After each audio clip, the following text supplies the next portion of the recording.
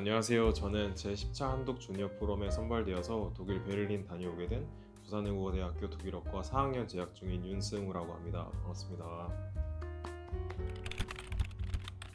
네, 한독 주니어 포럼은 이화여자대학교 공공외교센터와 한국교류재단이 공동으로 주최하는 프로그램입니다.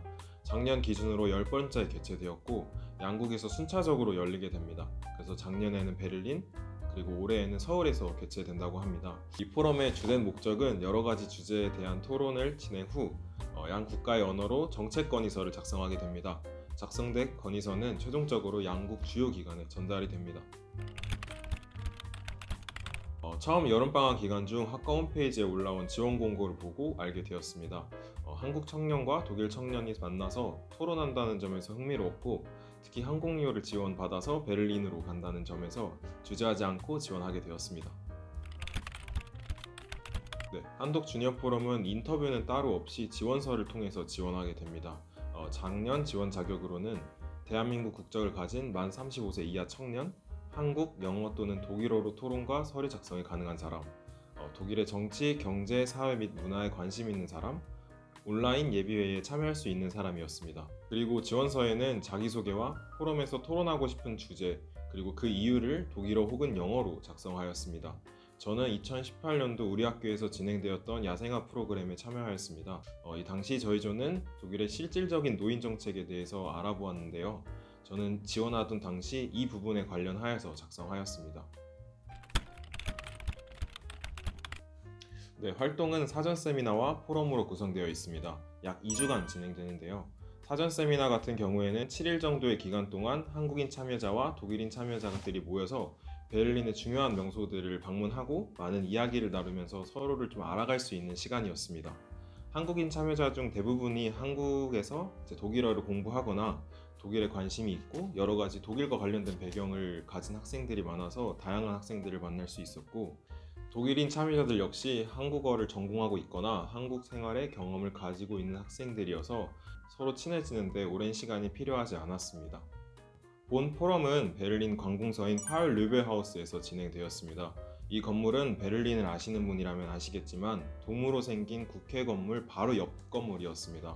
실제로 이 건물에 들어가려면 여권이 필요했고 동그란 회의장에서 회의가 진행되었습니다. 총 5개의 그룹으로 나누어져 토론이 진행되었는데, 모든 그룹은 한국인 5명, 독일인 5명, 그리고 멘토 1명 총 11명이서 토론을 진행하였습니다. 저희 조는 사회 통합을 지향하는 교육 정책에서의 다문화주의와 다양성에 대한 주제로 토론을 하게 되었습니다. 토론 주제가 팩트로 이야기를 나누기보다는 여러 가지 경험들을 공유하는 내용이다 보니 재미있게 토론을 하였고, 저희 역시 정책 건의서를 작성하였습니다. 다음날 시니어들이 참여하는 포럼에서 작성된 정책 건의서를 낭독하는 것으로 모든 일정은 마무리가 되었습니다. 무엇보다 독일어에 대한 큰 자극을 받게 되었습니다. 고등학교 때부터 독일어에 관심이 많아서 시작한 독일어였지만 실제로 대학에서 전공 수업 외에는 독일어를 많이 사용할 수 있는 기회가 없었습니다. 이번에 비행기에서 내리는 순간부터 모든 언어가 독일어다 보니 전공을 하는 언어였지만 많이 부족함을 느꼈습니다. 그래서 프로그램에 참여하는 기간 동안 저에게 있어 독일어에 대한 많은 동기부여를 받았던 것 같습니다. 어려웠던 부분은 한 3가지 정도 있었는데, 일단 본 포럼 당시 저희 조를 대표하여 시니어들 앞에서 저희가 작성한 정책 건의서를 한국인 대표로 제가 읽게 되었습니다. 저의 인생에 있어서 가장 떨렸던 순간이었고, 그 당시 너무 떨어서 기억조차 나지 않습니다.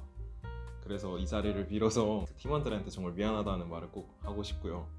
아무래도 이 프로그램이 학기 중에 진행되는 프로그램이다 보니까 수업을 듣지 못하는 리스크가 있습니다. 물론 협조문을 통해서 출석은 인정받지만 2주간 수업에 참여하지 못하다 보니까 수업을 따라가는데 좀 많이 어려움이 있습니다. 그리고 마지막으로 제가 이상하게 독일에 갔을 때는 시차에 금방 적응을 했었는데 한국에 와서 시차 적응에 대실패했습니다. 그래서 저녁 먹고 금방 너무 졸려서 자고 일어나면 2시고 3시여서 이번에 시차 적응에 대실패했다는 점이 제가 이번에 극복하지 못한 과제인 것 같습니다.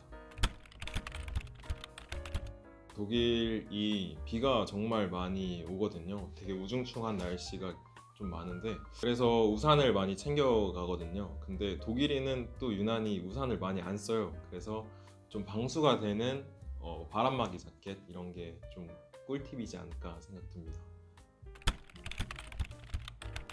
앞서 말씀드린 바와 같이 정말 많은 사람을 만나게 됩니다. 양 국가의 주니어들뿐만 아니라 시니어들도 만날 수 있는 기회가 있기 때문에 새로운 사람들을 만나는 걸 두려워하지 않았으면 좋겠습니다. 이 포럼이 아니더라도 새로운 일을 도전하실 때 항상 적극적으로 임하면 좋은 결과가 따라올 거라고 생각합니다. 네, 지금까지 부산외국어대학교 독일어과 윤승우였습니다. Viel Spaß!